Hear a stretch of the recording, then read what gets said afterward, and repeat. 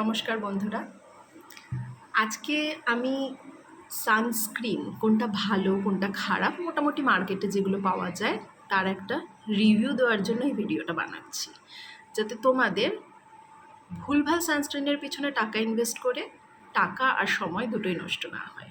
তো ফার্স্টেই আমি দেখাবো এই ডার্মাকোর 1% হাইলুরনিক অ্যাসিড সানস্ক্রিন জেল। এই সানস্ক্রিনটা মোটামুটি ড্রাই স্কিন যাদের তারা কিনতে পারো। এই সানস্ক্রিনটার কনসিস্টেন্সি আমি দেখাচ্ছি হাতে নিয়ে।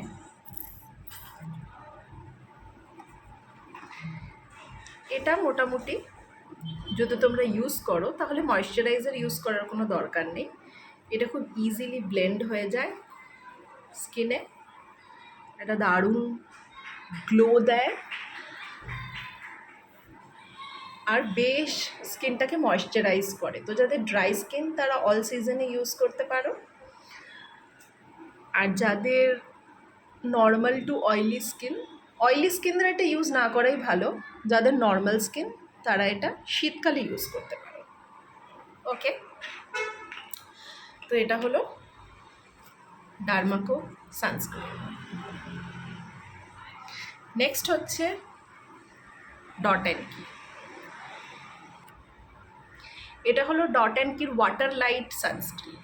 কেন এর নাম ওয়াটার লাইট সেটা বলি, কারণ এটার টেক্সচারটা দেখো, এটা একদম ওয়াটারের মতো, দেখছো গড়িয়ে পড়ে যাচ্ছে। এটা খুব তাড়াতাড়ি স্কিনে অ্যাবজর্ব হয়ে যায়। এই দেখো একদম ওয়াটার লাইট টেক্সচার।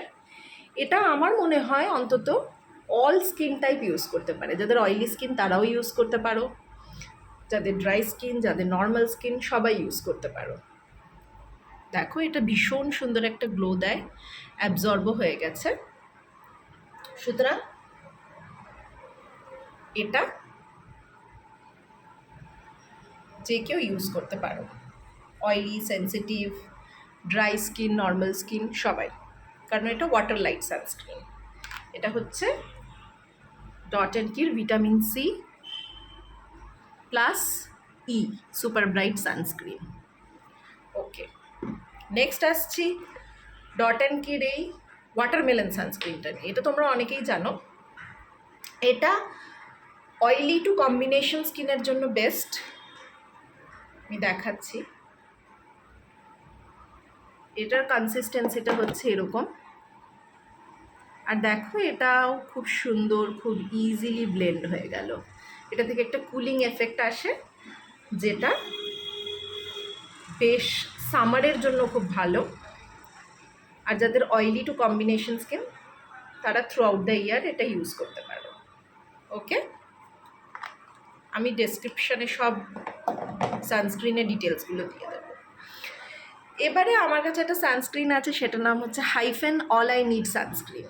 এটা হয়তো তোমরা দেখেছো প্রচুর ইনফ্লুয়েন্সাররা এটাকে প্রমোট করে, বাট আমার এক্সপিরিয়েন্স এটা নিয়ে একদমই ভালো না। আমি এটা কিনেছিলাম,